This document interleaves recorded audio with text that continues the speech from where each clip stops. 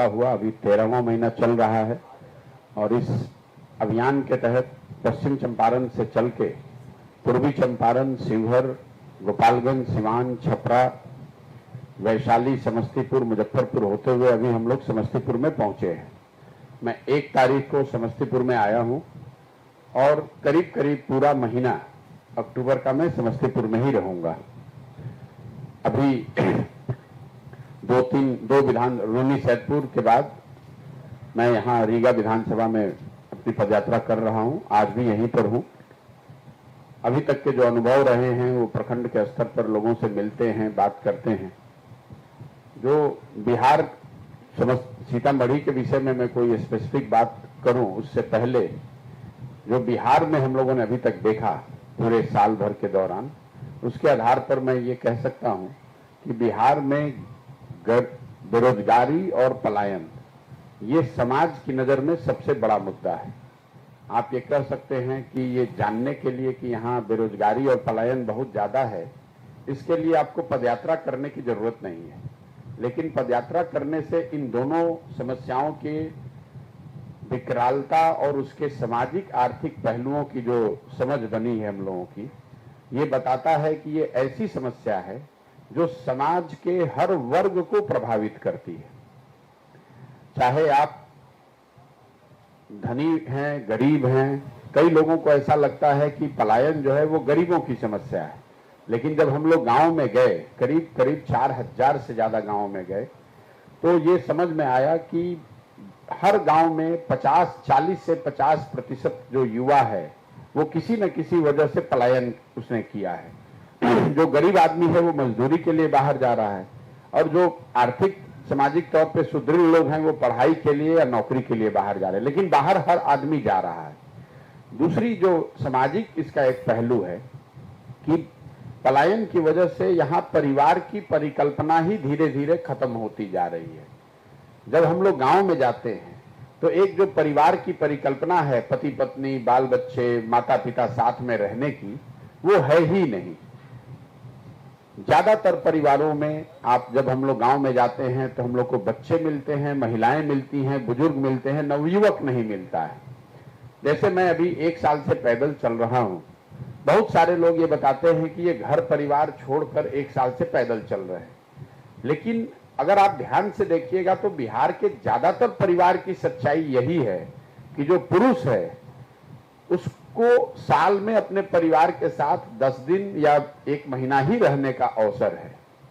और लोगों ने, जो दुखद बात है या आश्चर्यचकित करने वाली बात है, कि लोगों ने उसको जीवन की सच्चाई मान लिया है।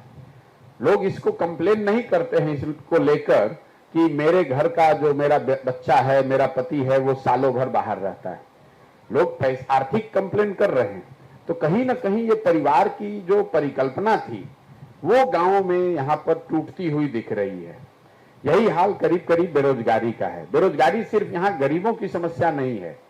जो किसान है, जो व्यापारी व्यवसायी है, जो समृद्ध परिवार हैं, उनको भी अपने बच्चों के रोजगार की उतनी ही परेशानी है जितने गरीब लोगों की है। दूसरा जो मुद्दा है, जो सर्वस्पर्शी सभी वर्गों को प्रभावित करने वाला हम लोगों को दिखा, वो है बिहार में शिक्षा व्यवस्था का ध्वस्त हो जाना। ये भी विषय ऐसा है जिसमें हर गांव में हर वर्ग के लोगों ने बताया, चाहे उनके बच्चे भले प्राइवेट में पढ़ रहे हैं, अच्छी पढ़ाई कर रहे हैं, लेकिन इस बात का बहुत बड़े स्तर पर लोगों के मन में इस बात की पीड़ा भी है, परेशानी भी है कि बिहार में शिक्षा व्यवस्था पूरी तरीके से ध्वस्त हो गई है। हर वर्ग का आदमी ये बता रहा है। बिहार में शिक्षा व्यवस्था बहुत अच्छी कभी नहीं थी, लेकिन पहले प्रखंड के स्तर पर, जिले के स्तर पर 1-2 विद्यालय ऐसे जरूर होते थे। जिले में 1-2 कॉलेज ऐसा जरूर होता था जिसमें पढ़ाई करके आप आगे बढ़ सकते थे। मुझे लगता है कि जब नीतीश कुमार के 18-19 साल का इतिहास लिखा जाएगा तो उनके कालखंड, उनके शासनकाल का सबसे बड़ा काला अध्याय इसी बात को माना जाएगा कि उनके एक पढ़े लिखे व्यक्ति के मुख्यमंत्री रहते हुए बिहार में शिक्षा व्यवस्था का ध्वस्त हो जाना सबसे बड़ी उनकी नाकामी है। ऐसा इसलिए कि देखिए, अगर कल एक अच्छी सरकार आ जाए तो शायद रोड बन जाए, शायद बांध बन जाए, अस्पताल सुधर जाए, लेकिन जो 2 पीढ़ी के लोग इस ध्वस्त शिक्षा व्यवस्था से पढ़कर निकल गए, अब अगर बिहार में एक अच्छी शासन आ भी जाए तो भी उनके जीवन में अब कोई परिवर्तन होने वाला नहीं है। उनको शिक्षित समाज के पीछे ही चलना पड़ेगा। तो पहला जो सबसे बड़ा मुद्दा लोगों को ने बताया वो है बेरोजगारी और पलायन, दूसरा है शिक्षा व्यवस्था का ध्वस्त होना, और तीसरी जो सबसे बड़ी समस्या है वो स्वाभाविक तौर पर किसानी, खेती किसानी से जुड़ी हुई है।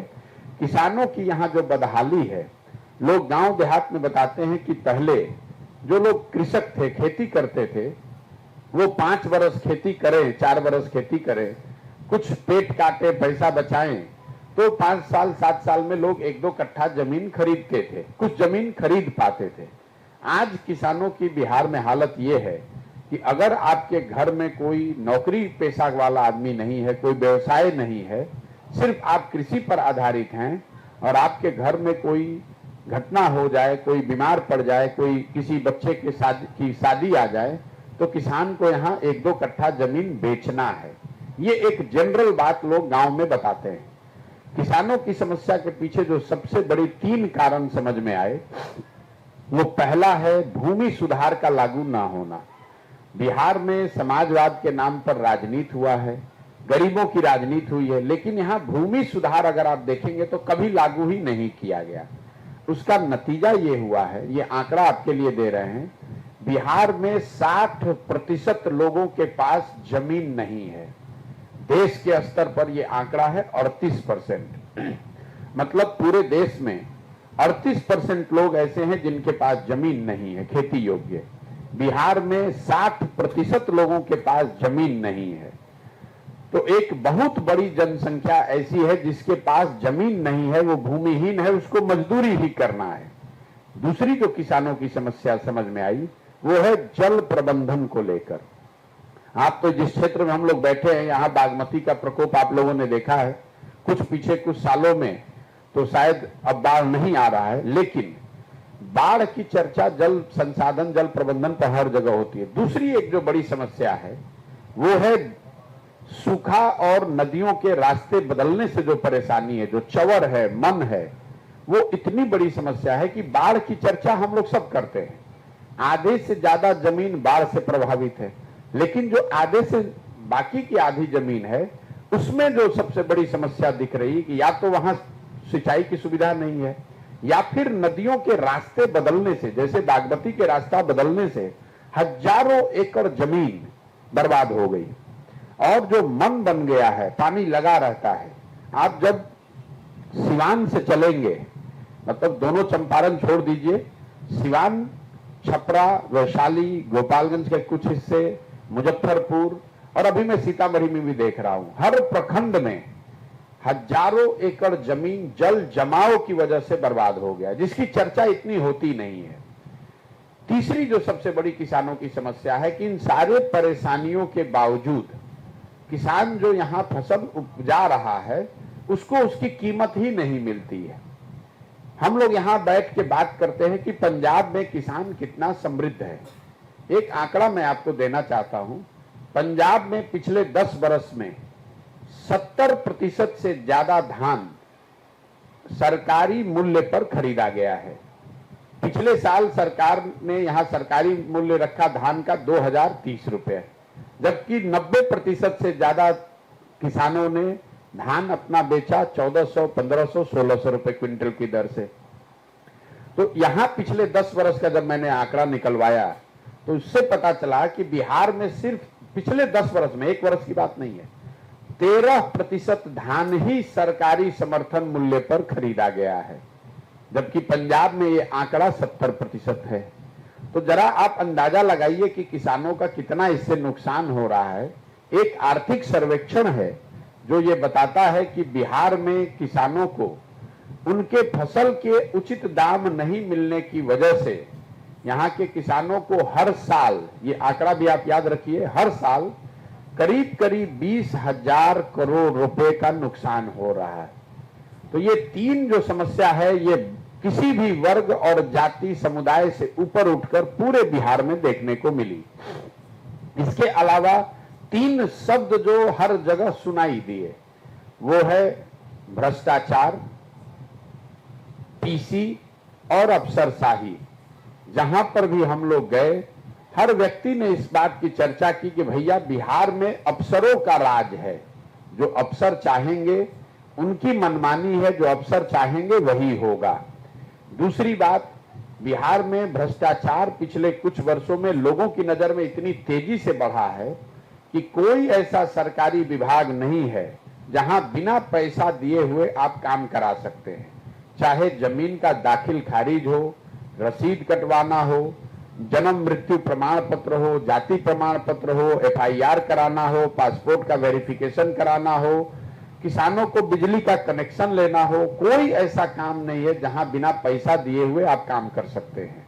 और तीसरी एक जो नया शब्द बिहार में मैं सुन रहा हूं, जो मैंने 14-15 में नहीं सुना था, वो है पीसी। चाहे योजना केंद्र की हो या राज्य की, हर योजना में व्यवस्थित तरीके से 10% से लेकर 40% तक पीसी का कमीशन काटा जाना निश्चित है। तो ये जो 3 शब्द हैं, मैंने आपको 3 समस्या बताई। जो सबसे बड़ी समस्या है बेरोजगारी, पलायन, शिक्षा का ध्वस्त होना और किसानों की जो बदहाली है। और 3 जो सबसे ज्यादा सुने जाने वाले शब्द हैं, वो है अफसरशाही से परेशान जनता, सरकारी विभागों में फैला हुआ भ्रष्टाचार और सरकारी योजनाओं में काटे जाने वाला पीसी। इसके अलावा 3 जो यहाँ रोजगार के साधन अभी हैं, इस पर मैं आपको बताना चाहता हूं। बिहार में रोजगार के 3 ही बड़े अवसर बच गए हैं। पहला है अवैध शराब का कारोबार, दूसरा है अवैध बालू का कारोबार, और तीसरा जो सरकार के प्रधानमंत्री गरीब कल्याण योजना में अनाज को लेकर जो लूट हो रही है। हर प्रखंड में, हर गांव में, हर जिले में हम लोगों को ऐसे लोग मिले जहां 5, 7, 8, 10 व्यक्ति या तो अवैध शराब के कारोबार में लगा हुआ है, या अवैध बालू के कारोबार में लगा है, या ये जो अनाज की चोरी हो रही है, जिसमें प्रधानमंत्री गरीब कल्याण योजना में जो अनाज आता है, जैसा कि आपको मालूम है, लाभार्थियों को 5 किलो नहीं 4 किलो अनाज ही मिलता है। और ये जो 20% की चोरी है, वो इसलिए है कि हर प्रखंड और जिला के स्तर पर प्रति क्विंटल 35 से 40 रुपए के दर से इसमें कमीशन काटा जा रहा है। और इसमें सबकी भागीदारी है, इंक्लूडिंग विधायक। ज्यादातर जगहों पर लोग वीडियो पर बताते हैं कि विधायक भी इसमें 35-40 रुपए में 7 से 8 रुपए प्रति क्विंटल पैसा ले रहे हैं। और इसका जो तंत्र है, इस अनाज को पैसे में कन्वर्ट करने का, वो भी आजकल यहाँ एम्प्लॉयमेंट का एक नया जरिया बन गया है। हर जिले में 1-2 ऐसे अनाज के माफिया हो गए हैं। उसी तरह हर जिले में आपको बालू माफिया हैं, हर जिले में शराब के माफिया हैं। तो ये 3 नए माफिया और उद्योग नीतीश कुमार ने शुरू करा दिए। वो है शराब माफिया, बालू माफिया और अनाज माफिया। इसकी चर्चा हर जगह हम लोग को सुनने को मिली। केंद्र सरकार की 4 बड़ी योजनाओं का जमीनी हकीकत ये है कि जैसा मैंने आपको बताया, केंद्र की सबसे बड़ी योजना है गरीब कल्याण योजना, जिसमें लाभार्थियों को 5 किलो अनाज मिलना है। ये कहीं 5 किलो अनाज नहीं मिल रहा है, सबको 4 किलो अनाज ही मिल रहा है। दूसरी बड़ी योजना है स्वच्छ भारत अभियान के तहत शौचालय। तो मैं 4000 से ज्यादा गांव में जाने के बाद आपको विश्वास से ये कह सकता हूं कि बिहार के ज्यादातर गांवों में खुले में शौच आज भी जीवन की सच्चाई है। हुआ यह है कि 12,000 रुपए शौचालय के नाम पर निकाले गए, 2,000 रुपया अधिकारियों ने लिया और 10,000 रुपए लाभार्थियों को दिए गए। किसी ने इस बात की चिंता नहीं की है कि शौचालय बना है कि नहीं बना है, उसका उपयोग हो रहा है कि नहीं हो रहा है। तीसरी बड़ी योजना है केंद्र सरकार की आवास योजना, प्रधानमंत्री आवास योजना। तो रास्ते में चलते हुए हम लोग को ज्यादातर इंदिरा आवास योजना के ही लाभार्थी मिलते हैं। प्रधानमंत्री आवास योजना के तहत जिसमें लाभार्थियों को 1,40,000 रुपए मिलना है, और मुख्यमंत्री आवास योजना जिसमें 1,19,000 रुपए मिलना है, इसके लाभार्थियों की संख्या करीब करीब नगण्य है, क्योंकि ग्राम सभाओं को अभी ये अधिकार नहीं है कि वो किसी को ये योजना का लाभ दे सकें। पेपर पर है, सच्चाई धरातल पर नहीं है। और दूसरी जो दिक्कत है कि अगर जिन लोगों को इस योजना का लाभ मिल भी रहा है तो उनको 25,000 से 40,000 रुपया घूस के तौर पर देना है। जिन पंचायतों में, गांव में जनप्रतिनिधि पैसा नहीं ले रहे हैं, वहां पर भी अफसरों को 20-25 हजार रुपया आपको देना ही देना है। अगर जनप्रतिनिधि भी अपना हिस्सा ले रहा है तो लाभार्थियों को 35,000 से 40,000 रुपए तक देना पड़ रहा है। चौथी बड़ी योजना केंद्र सरकार की है मनरेगा की, जिसने मुझे बड़ा आश्चर्यचकित किया है, क्योंकि मैंने जब चलना शुरू किया था तो मेरा अनुमान था कि बिहार में इतनी बड़ी संख्या में भूमिहीन लोग हैं, गरीब हैं, पलायन होता है, मजदूर हैं, तो हमको हर जगह मनरेगा में काम होता दिखेगा, मनरेगा के सक्रिय काम दिखेंगे। अभी हम 13 महीना में हमको कहीं पर भी मनरेगा का कोई सक्रिय काम दिखा ही नहीं। रास्ते में चलते हुए कुछ लोग बताते हैं कि भैया ये पेड़ मनरेगा में लगाया गया है, ये मिट्टी मनरेगा के अंतर्गत भरा गया है, या पंचायत भवन है, आंगनवाड़ी भवन है जिसमें मनरेगा के मजदूरों ने शायद काम किया है। लेकिन मनरेगा का कोई सक्रिय काम अभी तक 13 महीने में हमको नहीं दिखा है। जब मैंने इसको आंकड़ों में देखा तो पता चला कि पिछले साल बिहार सरकार का मनरेगा में यूटिलाइजेशन है 38%। मतलब अगर बिहार को 100 रुपया दिल्ली से मिल सकता था मनरेगा के तहत, तो हम लोग 38 रुपया ही लेकर आए। 62 रुपया तो वहीं सरेंडर कर दिया दिल्ली में, और जो पैसा यहां आया है उसमें 40% की दर से पीसी काटा गया है। मनरेगा में जो भ्रष्टाचार का पीसी का दर है वो सबसे ज्यादा है। तो अगर आप 40 रुपया ही लेकर आए, 60 तो आपने लापरवाही से दिल्ली में ही छोड़ दिया, जो 40 आया उसमें भी 40% चोरी कर लिया। तो 100 रुपए की जगह लोगों को 25 रुपए का ही काम जमीन पर दिख रहा है। राज्य सरकार की 4 योजनाओं के बारे में जो हम लोगों ने जमीन पर देखा, पहली योजना जो है बेरोजगारों को 1,000 रुपए मासिक भत्ता की। ये एक वादा किया गया था 2015 में कि बिहार में रहने वाले 18 वर्ष से 35 वर्ष के सारे युवाओं को जिनके पास रोजगार नहीं है उनको हर महीने 1,000 रुपया सरकार देगी। ये 7 निश्चय का पहला निश्चय था। इस बात को अभी तक इसका कोई लाभार्थी हमको मिला ही नहीं, इस योजना को शुरू ही नहीं किया गया। पत्रकार बंधु भी सवाल नहीं उठाते। दूसरी बड़ी योजना है स्टूडेंट क्रेडिट कार्ड की। 2015 में ये योजना बनाई गई थी कि 12वीं के बाद बिहार के बच्चों को पढ़ाई के लिए बैंकों से सरकार के गारंटी पर पैसा मिल जाए ताकि आप रोजगार के लिए आगे जाकर पढ़ाई कर सकें। सरकार का अपना अनुमान था 2015 में कि करीब 1.25 करोड़ लोगों को स्टूडेंट क्रेडिट कार्ड का लाभ मिलेगा।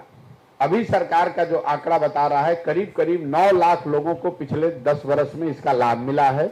इस योजना को भी करीब ठंडे दस्ते में डालकर बंद कर दिया गया है। तीसरी बड़ी योजना है जिसकी चर्चा गांव देहात और आप लोग भी करते हैं, वो है नल जल योजना। 2015 में अनुमान किया गया था कि अगर 5 वर्षों में 25,000 करोड़ रुपया खर्च किया जाए तो बिहार के हर घर में नल से पानी पहुंच जाएगा। सरकार का दावा है कि 2/3 घरों में नल से पानी पहुंच गया है। जमीनी हकीकत यह है कि 2/3 घरों में पानी नहीं पहुंचा है। 1/3 घरों में ही नल जल योजना काम कर रही है। ज्यादातर जगह पर ये योजना ठीक से बनी नहीं, या बनी तो ठीक से चली नहीं, या जो वार्ड सदस्य थे उन्होंने जिनके रहते हुए ये बनाया गया था वो जब चुनाव हार गए तो उसकी मालिकाना हक को लेकर वो डिस्प्यूट चल रहा है। अब सरकार ने इसका मेंटेनेंस का काम पंचायती राज से हटाकर PHED को दिया है, उससे भी कोई जमीन पर फर्क नहीं पड़ा है। 2/3 नल जल योजना या तो बंद है या सुचारू तरीके से काम नहीं कर रही है। कुछ जिलों में जैसे बगल का जिला आपका शिवहर, वहां तो मुझे लगता है कि 90% नल जल योजना काम नहीं कर रही है। चौथी और बड़ी एक योजना जो सबसे बड़ी योजना थी 7 निश्चय की, वो थी नालियों गलियों के पक्कीकरण की योजना। 2015 में यह अनुमान किया गया था कि 80,000 करोड़ रुपया खर्च किया जाएगा 5 वर्षों में, ताकि बिहार के हर घर के नाली का पक्कीकरण किया जाए, उस नाली को लाकर गांव में एक बड़े नाले से जोड़ा जाए और बड़े नाले के जरिए पानी को बाहर निकाला जाए। गांव में हम लोग को अभी तक घरों के नालियों के पक्कीकरण की कोई योजना नहीं दिखी है। गांव में सड़कों के किनारे बड़े नाले जरूर कुछ जगह बनाए गए हैं, लेकिन ये नाले इतने बेतरतीब तरीके से बनाए गए हैं कि ज्यादातर जगहों पर ये नाले कूड़ेदान में तब्दील हो गए हैं, उससे पानी निकलने की कोई व्यवस्था नहीं है। इन 4 योजनाओं के बाद 2 क्षेत्र जहां हमें सुधार दिखा, एक है सड़क और दूसरा है बिजली। निश्चित तौर पर बिजली हर घर में, हर टोले, हर गांव में आ गया है, इसमें कहीं कोई दो मत नहीं है। जहां पर भी गए लोग ये मान रहे हैं कि बिजली आ गई है। बिजली को लेकर 2 समस्या है। एक, किसानों का जो फीडर लाइन है, किसानों को कनेक्शन बिजली का नहीं मिल रहा है, उसमें बहुत बड़ा भ्रष्टाचार भी हो रहा है या पैसा देकर भी लोगों को नहीं मिल पा रहा है। दूसरी जो समस्या है कि लोगों को ऐसा लग रहा है कि बिजली का बिल बहुत ज्यादा आ रहा है। जो अभी स्मार्ट मीटर का एक कॉन्सेप्ट शुरू कर दिया गया, वो भी लोगों की, खासकर गरीब वर्ग लोगों के लिए एडवांस में बिजली के बिल मीटर का रिचार्ज करा पाना वो बहुत बड़ी मुसीबत के तौर पर लोग बता रहे हैं। सड़कों की जहां तक बात है, निश्चित तौर पर राष्ट्रीय और राजकीय, नेशनल और स्टेट हाईवे में सुधार हर जगह दिखा है, लेकिन ग्रामीण सड़कों की स्थिति, चाहे वो सड़क पंचायती राज की हो, प्रधानमंत्री सड़क संपर्क योजना का हो या मुख्यमंत्री संपर्क योजना का हो या आरईओ का हो, ज्यादातर ग्रामीण सड़कों की स्थिति कमोवेश वही हो गई है जो पहले लालू जी के राज में होती थी। तो कुल मिलाजुलाकर मेरा ये अनुभव अभी तक रहा है।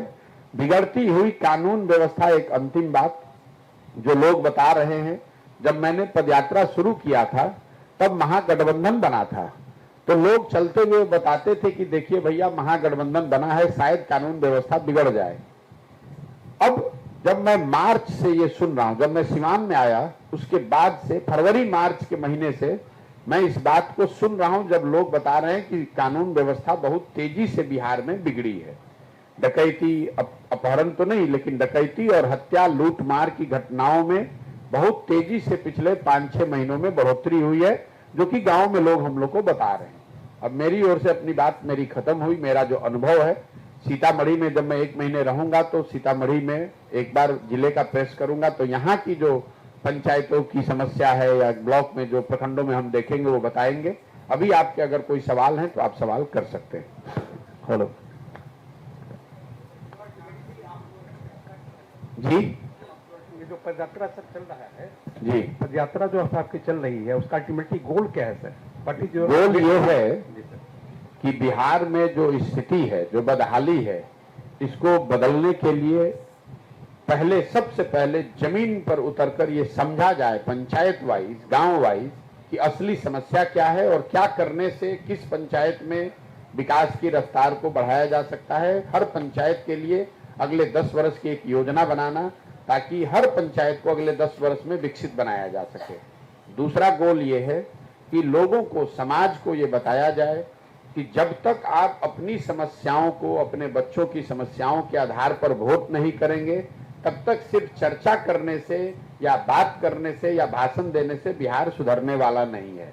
और तीसरा कि अगर लोग समझ जाएं, आपके पास योजना आ जाए, तो समाज के मदद से ऐसे लोगों को चिन्हित करके निकाला जाए जो यहाँ के अच्छे लोग हैं, सही लोग हैं, ईमानदार लोग हैं, और उनको साथ में लेकर एक नया राजनीतिक विकल्प बनाया जाए, जो कल होकर चुनाव जीत कर आए तो वो बिहार में सत्ता परिवर्तन के साथ साथ व्यवस्था परिवर्तन का भी वाहक बने।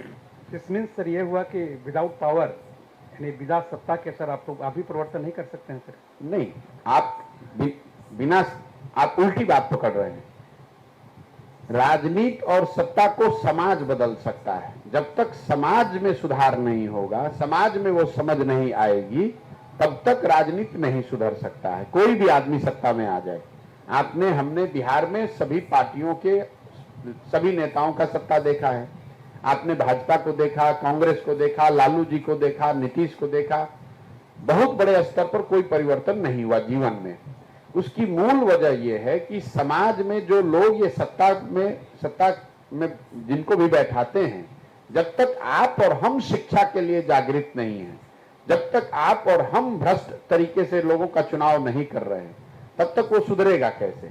अगर आप मेरा संवाद गांव के स्तर पर देखेंगे, मैं तो लोगों को जाकर यही बता रहा हूं कि अगर आप 500 रुपया लेकर या मुर्गा भात खाकर मुखिया के चुनाव में वोट दीजिएगा तो आपका मुखिया किसी भी हालत में ईमानदार नहीं हो सकता है। जब तक आप अपने बच्चों के शिक्षा के लिए, रोजगार के लिए वोट नहीं करेंगे, तब तक आपके बच्चों के लिए शिक्षा और रोजगार नहीं हो सकता है। आप यहाँ का उदाहरण देख लीजिए, रीगा चीनी मिल की बात सब लोग उठा रहे हैं, पढ़ा लिखा आदमी हो, पत्रकार हो, गरीब हो, किसान हो, सब बता रहा है। रीगा चीनी मिल आज से नहीं बंद है। रीगा चीनी मिल बंद होने के बाद यहाँ कई चुनाव हुए, लेकिन सांसद वही चुनकर आ रहा है जो पिछले 3 बार से आ रहा है। तो बिहार के लोगों की समस्या यह है कि हम अपनी समस्याओं के बारे में जानते हैं, उसकी चर्चा करते हैं, उस पर क्रोधित भी होते हैं, लेकिन जब हम वोट देने जाते हैं तो हम उन समस्याओं पर वोट नहीं देते हैं। आपने वोट देते समय रीगा चीनी मिल पर वोट नहीं दिया, आपने वोट दिया पुलवामा पर, आपने वोट दिया जाति पर, आपने वोट दिया राम मंदिर के लिए, आपने वोट दिया 5 किलो अनाज के लिए। तो रीगा मिल चालू होगा कैसे? रीगा मिल तो तब चालू होगा ना जब उस मिल पर आप मिल के बनने या न बनने, चलने या न चलने पर वोट करें। तो वही प्रयास है कि पहले समाज को जाकर इस बात को बताया जाए कि भाई जो तुम्हारी समस्या है, तुम्हारी बच्चों की जो समस्या है, जब तक तुम उस पर वोट नहीं करोगे तब तक सुधार नहीं हो सकता है। सर, मेरा नाम इमरान खान है और मैं ईटीवी नेशनल से हूँ। सर, जिस तरह से अभी हाल ही में जाति सर्वे हुई है, जाति सर्वे आप कहते हैं, सरकार उसे जाति जनगणना कह रही है। सरकार भी उसको जनगणना नहीं कहती है। आप पत्रकार के नाते भी आप समझ लीजिए, जनगणना केंद्र सरकार का विषय है जिसका वैधानिक आधार है। सर्वे राज्य सरकार का मामला है जिसका वैधानिक आधार नहीं है। तेजस्वी यादव कह रहे हैं कि देश को एक नई दिशा मिली है बिहार के इस कदम से। चलिए, अब अगर तेजस्वी यादव जैसे लीडर देश को नई दिशा देने लगेंगे तो देश का कोई भला होने वाला नहीं है। मेरी शुभकामना है तेजस्वी यादव को। उनके माँ बाप यहाँ 15 साल मुख्यमंत्री रहे, अब वो खुद उप मुख्यमंत्री हैं। बिहार की को तो उन्होंने दिशाहीन कर दिया। कम से कम अभी जब जनता ने उनको जिम्मेवारी दी है तो बिहार में कुछ नहीं तो कम से कम जिन विभागों के वो मंत्री हैं उसका दिशा ठीक कर दें। बिहार में अस्पतालों की दशा सुधार दें, बिहार में सड़कों की दशा सुधार दें, बिहार में ग्रामीण कार्य मंत्रालय के अंतर्गत आने वाले नालियों गलियों की दशा सुधार दें। देश की दिशा की बात करना उनके लिए, हम लोग अंग्रेजी में एक फ्रेज कहते हैं, पंचिंग एबव योर वेट।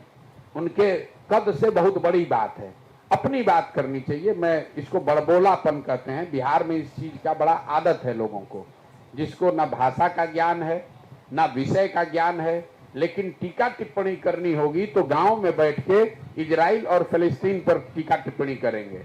अपने बच्चों के शरीर पर कपड़ा नहीं है, अपनी पढ़ाई नहीं है, खाना नहीं है, रोजगार नहीं है, लेकिन टीका टिप्पणी ये कर रहे हैं कि गाजा में क्या हो रहा है। तो यहाँ के नेताओं को भी ऐसी आदत लग गई है, बेवकूफी को ही यहाँ पर लोगों ने जमीनी हकीकत मान लिया है। आप उसको जमीनी नेता मानते हैं जिसको ना भाषा का ज्ञान है ना विषय का ज्ञान है। जो आदमी शर्ट के ऊपर गंजी पहन ले उसी को यहाँ का समाज और पत्रकार और सारे लोग कहते हैं यही जमीनी नेता है। जो गाली गलौज करे, जो बदमाशी करे, रंगदारी करे, लूट करे, उसी को आप लोग कहते हैं नहीं यही बिहार में चलेगा। कोई सज्जन आदमी, कोई पढ़ा लिखा व्यक्ति, कोई समझदार व्यक्ति अगर आ जाए तो सब लोग मिलकर कहता है भैया बिहार में नहीं चलेंगे। और फिर उसके बाद आप ही गाना गाइएगा कि बिहार में कोई अच्छा आदमी आता नहीं है। भैया बिल्कुल बनेगी, सकती है वाली बात नहीं है। जितने लोग बिहार में राजनीति करते हैं, मेरी समझ राजनीति की उनसे कम नहीं है, ज्यादा नहीं है तो उनसे कम भी नहीं है। तो मैं जितनी राजनीति समझता हूं, मैं आपको दावे के साथ कह सकता हूं कि बिहार में हर गांव में, हर प्रखंड, हर पंचायत में समाज के एक बड़े वर्ग में बिहार में परिवर्तन की चाहत है। इसका मतलब ये नहीं है कि वो प्रशांत किशोर को चाहता है या जनसुराज को चाहता है, लेकिन लोग इस 32 बरस के शासन से, लालू नीतीश से त्रस्त हो गए हैं। लोग परिवर्तन चाहते हैं, लोग नया कुछ चाहते हैं, बिहार में सुधार चाहते हैं। इसको लेकर कहीं कोई दो मत नहीं है। मैं विश्वनाथ चौधरी, दैनिक जागरण रिपोर्टर। आगामी चुनाव में जातिगत सर्वे का क्या असर होगा? कोई असर नहीं होगा, इसको बोल्ड में लिख लीजिए। पत्रकारों को ये आप को चूंकि रिपोर्टिंग करनी है, जो राजनीतिक व्यक्ति है उसको बैठ के चर्चा करनी है, सर्वे आ गया। अब लॉजिकल दो सवाल पूछने की बात है, भाई जिन वर्गों की संख्या ज्यादा है उनको हक देने की बात है, भागीदारी देने की बात है, तो उनकी भागीदारी पर कौन बैठा हुआ है? तेजस्वी यादव जी को अपने 2-3 विभाग छोड़कर जिन वर्गों की संख्या ज्यादा आई है उनको देना चाहिए। नीतीश कुमार को अपने सरकार में और ऐसे विधायकों को, मंत्रियों को शामिल करना चाहिए जो उन वर्गों से आते हैं जिनका प्रतिनिधित्व और संख्या ज्यादा होने की नीतीश कुमार और लालू यादव बात कर रहे हैं। कौन बैठा है सत्ता में, किसको भागीदारी देनी है? भाई सत्ता में पिछले 32 वर्ष से लालू जी और नीतीश जी बैठे हैं, तो अगर किसी वर्ग को भागीदारी नहीं मिली तब तो वो खुद स्वीकार कर रहे हैं कि वो हक इन दोनों लोगों ने ही मारा है। आज बिहार सरकार का बजट है 2,46,000 करोड़। आप जरा बताइए अति पिछड़ा समाज के कितने मंत्री, जो 36% की बात हो रही है, 36% को रिप्रेजेंट करने वाले मंत्री कितने हैं और उन मंत्रियों के विभागों का बजट कितना है? 18% मुसलमान है। मुसलमान समाज के कितने लोग विधायक हैं, कितने मंत्री बनाए गए हैं और उन मंत्रियों के सरकार बजट कितना है? सारे जो डिपार्टमेंट हैं वो तो 2 ही लोगों ने रखा हुआ, या तो मुख्यमंत्री के पास है या उप मुख्यमंत्री के पास है। 10 से ज्यादा विभाग और 50% से ज्यादा बिहार सरकार का बजट सिर्फ 2 व्यक्ति के पास है, यहाँ का मुख्यमंत्री नीतीश कुमार और उप मुख्यमंत्री तेजस्वी यादव। तो किसकी भागीदारी की ये बात कर रहे हैं? भागीदारी आप थोड़े ना दे दीजिएगा भाई, ये तो सब पर कुंडली मारकर ये खुद बैठे हैं। और जहां तक राजनीतिक बात है तो इन दोनों दलों को चुनौती दे रहे हैं। ये जरा बता दें कि कितने अति पिछड़ों को इन्होंने टिकट दिया है, कितने अति पिछड़ों को इन्होंने विधायक बनाया है। आरजेडी के अभी जो 75 विधायक हैं उसमें कितने अति पिछड़े हैं, जरा ये बता दे।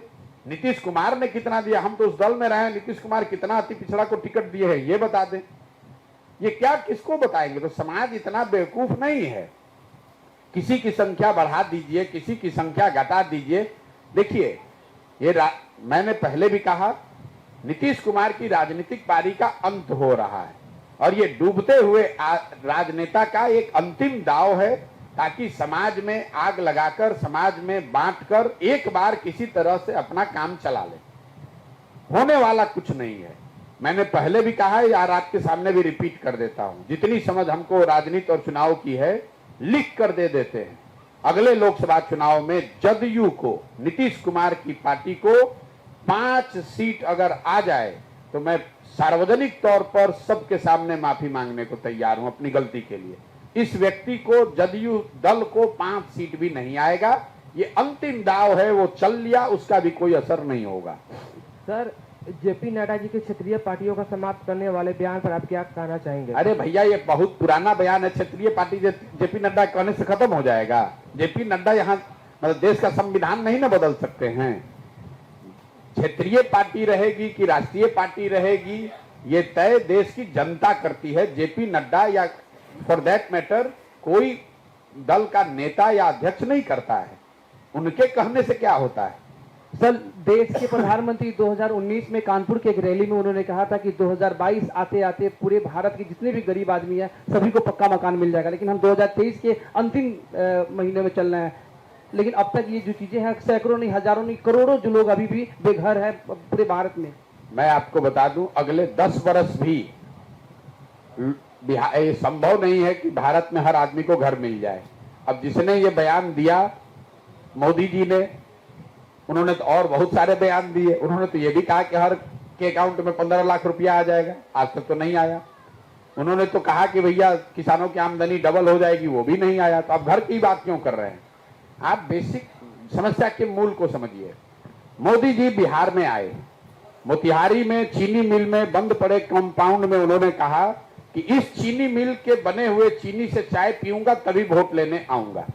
मान लीजिए कि उन्होंने जनता को बरगलाया या झूठ बोला वोट लेने के लिए। 14 में ये बात उन्होंने कही।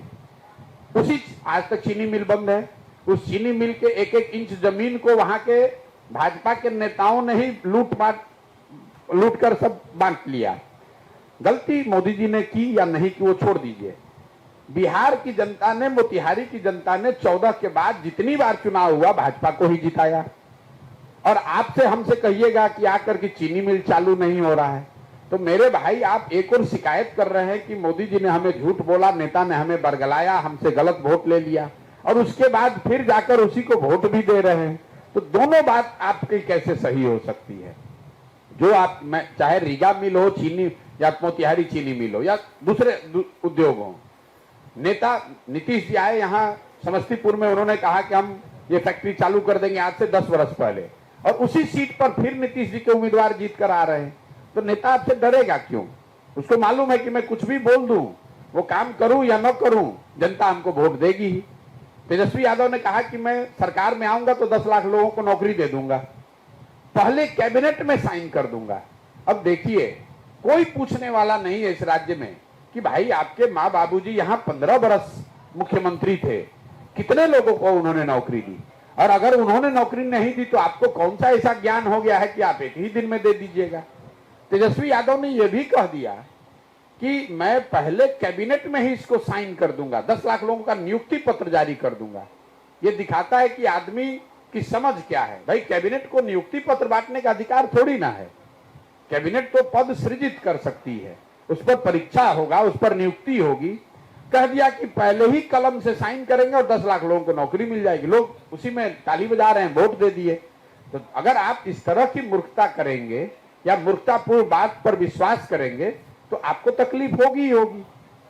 सर बिहार का जो है युवा शिक्षित और अशिक्षित रोजगार के लिए जो प्लान को मजबूर है, अगर आप सरकार में या सत्ता में होते हैं तो आप मूलभूत संरचना के लिए क्या करेंगे सर?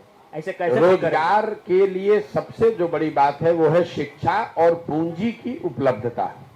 बिहार में आप लोगों को लगता है कि सरकारी नौकरी सृजित होने से रोजगार मिलेगा या फैक्ट्री लगने से रोजगार लगेगा। दोनों ही बातों से बिहार के 13 करोड़ लोगों को रोजगार नहीं मिल सकता है। अगर बिहार में आपको सही मायने में रोजगार क्रिएट करना है तो लोगों को शिक्षित होना होगा और लोगों के हाथ में पूंजी होनी चाहिए। जैसे मान लीजिए कि आप यहाँ 5 गाय भैंस रखकर अपना दूध का कारोबार शुरू करना चाहते हैं, उसके लिए फैक्ट्री की क्या जरूरत है?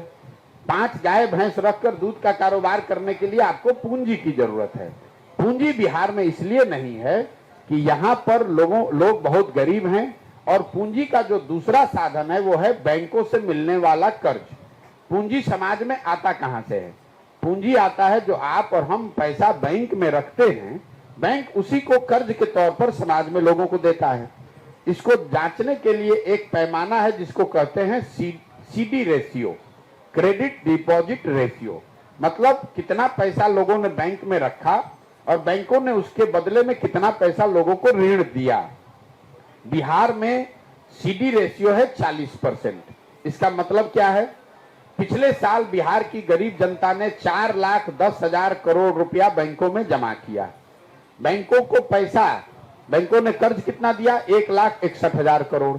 बाकी 2,80,000 करोड़ रुपया कहां गया?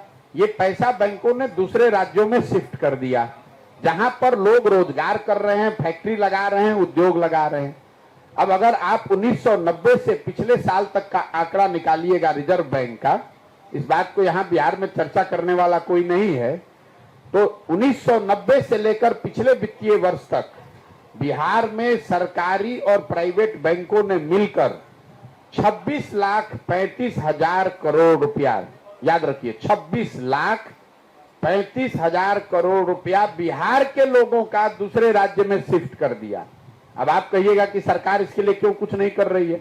तो भैया, इस कमिटी का हेड है चीफ मिनिस्टर।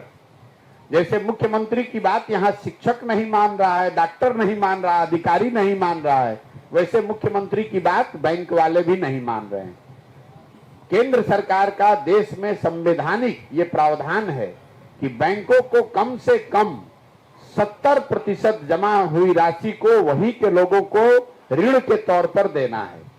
बिहार में ये औसत है 40%। आप जरा अंदाजा लगाइए कि 1990 से लेकर पिछले वर्ष तक 26 लाख करोड़ रुपया अगर बिहार के लोगों को कर्ज मिला रहता तो कितने ज्यादा लोगों ने अपना घर बनाया होता, कितने ज्यादा लोगों ने मोटरसाइकिल और कार खरीदा होता, कितने लोगों ने छोटे मोटे रोजी रोजगार, दुकान व्यापार का काम किया होता। वो जब होगा तभी तो आपको रोजगार मिलेगा। इसीलिए तो मैं कह रहा हूं कि और कुछ हो चाहे नहीं, साल भर के अंदर अगर ये व्यवस्था बन जाए तो साल भर के अंदर जो योजना हम लोग बना रहे हैं, हर पंचायत में 800 से 1200 नए रोजगार के अवसर हो जाएंगे, ताकि 12,000 15,000 रुपया के नौकरी नहीं है, लेकिन रोजगार के लिए किसी को यहां से बिहार से पलायन नहीं, एक साल में बिहार के पलायन को रिवर्स किया जा सकता है। इसके लिए ना बजट की जरूरत है, ना योजना की जरूरत है, लोगों को उनके हाथ में पैसा देने की जरूरत है। यहाँ पर कौन ऐसा व्यक्ति है जिसको 2 लाख रुपया अगर कर्ज मिल जाए और वो आदमी मजदूरी करेगा कि जाकर अपना यहाँ काम करेगा? अगर मान लीजिए आपको बाल काटने आता है, आपके पास 1 लाख रुपया है तो आप सैलून चलाइएगा, 2 आदमी को नौकरी दीजिएगा। अगर वो 1 लाख रुपया नहीं है तो किसी सैलून में जाकर 1500 रुपया में मजदूरी कीजिएगा। ये फर्क समझिए। जब तक पूंजी की उपलब्धता नहीं होगी तब तक रोजगार सृजित नहीं किया जा सकता। ये दुनिया भर का अनुभव है। बिहार में नेता इतने मूर्ख हैं कि इनको एक ही बात समझ में आती है, सरकारी नौकरी। भाई आप 13 करोड़ लोगों को सरकारी नौकरी थोड़ी दे सकते हैं। दूसरा कहता है कि बाहर से फैक्ट्री लग जाए, यहाँ अगर चीनी मिल चालू भी हो जाए तो कितने लोगों को रोजगार मिल जाएगा? अगर घर घर रोजगार पैदा करना है तो घर घर आपको शिक्षा पहुंचानी है और घर घर आपको पूंजी देना है। लोगों में वो ताकत शक्ति है, लोग खुद से कुछ ना कुछ रोजी रोजगार अपना करने लगेंगे।